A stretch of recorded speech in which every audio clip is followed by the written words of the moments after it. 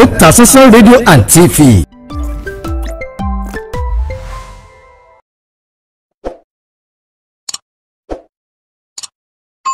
Kí gbogbo ẹ̀ lólùfẹ́ wa tẹ́ ń wò wá tẹ̀dẹ̀ ń gbọ́ wa káàkiri àgbáláyé lórí ìkànnì wa ìkànnì Otasansan TV.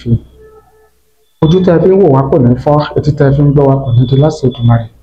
Ìbànújẹ́ ó kéré ni ó tóbi ni kò ní jẹ́pin wa lágbára àtẹ̀dá. Àwọn àgbàlagbà wọ́n ní ìkọ́ kìí kọ́ bálá, ìtàkùn kìí tàkùn kìí kéjò lẹ́sẹ̀, àyún lọ àyún bọ̀ lọ́wọ́ yẹnu, fínní ládé tó kò ìmábọ̀. Àwa àti yín á mọ̀ lọ́rẹ́ o, á mọ̀ bọ̀rẹ̀ àwọn ajogun òní lágbára lórí ayé wa. A fi àsìkò yìí a fi ṣe ìbánikẹ́dùn ìbánidárò fún ọṣẹ́ iná eléyìí tí ó wáyé níléeṣẹ́ rédíò gbajúgbajà Fresh FM tìlú Ìbàdàn, tí í ṣe iléeṣẹ́ rédíò tí gbajúgbajà olórin ẹ̀mí ìyẹn Dr. Yínká Ayéfẹ́lẹ́ Ọjà MON.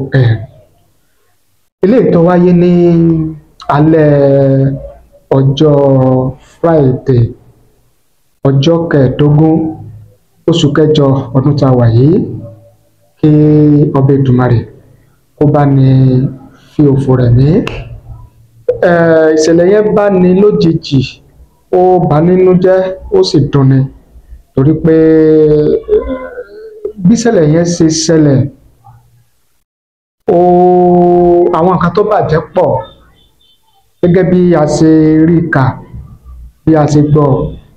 Wọ́n ní iná yẹn mú yàrá ìgbóhùnsáfẹ́fẹ́ ìyẹn stúdíò tó jẹ́ ti Fresh FM tìlú Ìbàdàn àti Blast FM. Ṣùgbọ́n ọpẹ́ tá a rí dá ó ní pé ìṣẹ̀lẹ̀ yẹn kò mú ẹ̀mí lọ, ẹ̀mí kankan ò sọnù nínú ìṣẹ̀lẹ̀ yẹn. Ìdí nìyẹn tí a fi ń dúpẹ́ torí pé àyè ọpẹ́ yọ. Tó bá jẹ́ pé ẹ̀mí lọ nínú ìṣẹ̀lẹ̀ yẹn ni ọ̀tọ̀ ní tá a bá tún máa wí. Ṣùgbọ́n ọlá yìí pé kò sẹ́mi tí ó lọ, wọn ò pàdánù ẹ̀mí nínú ìṣẹ̀lẹ̀ yẹn. Ẹnu dúkìá nǹkan èlò tó ṣe iyebíye òun náà ni ó bá ṣẹlẹ̀ náà lọ. Kódà nínú àtẹ̀jáde tí iléeṣẹ́ rédíò Fresh FM tí wọ́n fi síta, wọ́n ní àwọn ò lè tí ì sọ gbèdéke iye nǹkan tí ó bàjẹ́ tí iná yẹn fọwọ́ kàn tó bá ṣẹlẹ̀ yẹn lọ, pé àwọn ò lè sọ pé gbèdéke kan rèé pé iṣẹ́ sì ń lọ lórí rẹ̀, àti pé tó fa iná yẹn gan pé àwọn ò lè tí ì sọ pé pàtó ní tó fa iná yẹn rèé. Ó tó bí aago 10 kọjá ìṣẹ́jú 15 sí 10 ààbọ̀ kó tó di pé wọ́n rí iná yẹn pa ní alẹ́ àná. Ṣùgbọ́n a padà dúpẹ́ torí pé kò mú ẹ̀mí lọ. Ọba tí wàá máa ń dá ìkólẹ̀ dá padà yóò bá ní dá ìkólọ iléeṣẹ́ Fresh FM tìlú Ìbàdàn, yóò bá ní dá padà. Ẹni tó ní iléeṣẹ́ rédíò náà Dr.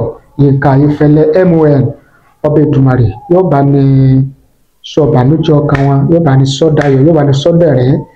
Ọlọ́run ṣe ní ilé ọba tó jó tí ẹwà tún máa ń bùkún, Ọlọ́run bá ní ṣe bẹ́ẹ̀. Irú eléyìí kò dẹ̀ ní ṣẹlẹ̀ mọ́ nínú iléeṣẹ́ wọn, nínú ayé wọn, nínú ẹbí wọn àti gbogbo àwọn olólùfẹ́ pátá, àti gbogbo iléeṣẹ́ rédíò tó wà ní ìpínlẹ̀ Ọ̀yọ́, tó wà ní ìpínlẹ̀ Ọ̀ṣun, tó wà káàkiri orílẹ̀-èdè Nàìjíríà. Ọba Èdùmàrè kò ní jẹ́ kí iná wọbẹ̀ mọ́, yóò máa fi sọ rẹ̀ sọ wá, yóò máa dáàbò rẹ̀ bọ̀ wá lágbára dẹ́dà láṣẹ Èdùmàrè.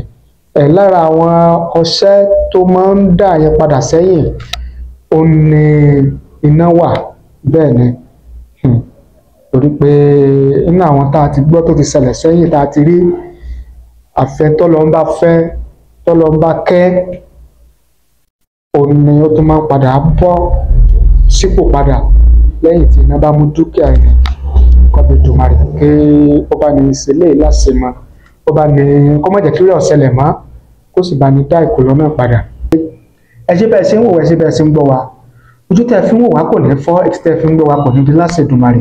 Ìbànújẹ́ ó kéré ni ó tóbi ni kò ní jẹ́ pín wa. Ikọ́ yìí kọ́bálá ìtàkùn kítàkùn kékejò lẹ́sẹ̀, àyín lọ àyín bọ̀ lọ́wọ́ yẹnu, fínníladé tó pè mọ́ bọ̀, àwa àti yín àmọ́ lọ́rẹ́ o, àmọ́ bọ̀. Àwọn ajogun wọn ò ní lágbára lórí ìṣẹ̀dá wa. Ẹ ṣé o, àdúpẹ́ àmọ̀rírì yín. Ẹ̀yin tẹ́ ẹ bá ti subscribe, ẹ bá ní subscribe sórí ìkànnì yìí, ẹ bá ní share rẹ̀ kó lè káàkiri àgbáláyé.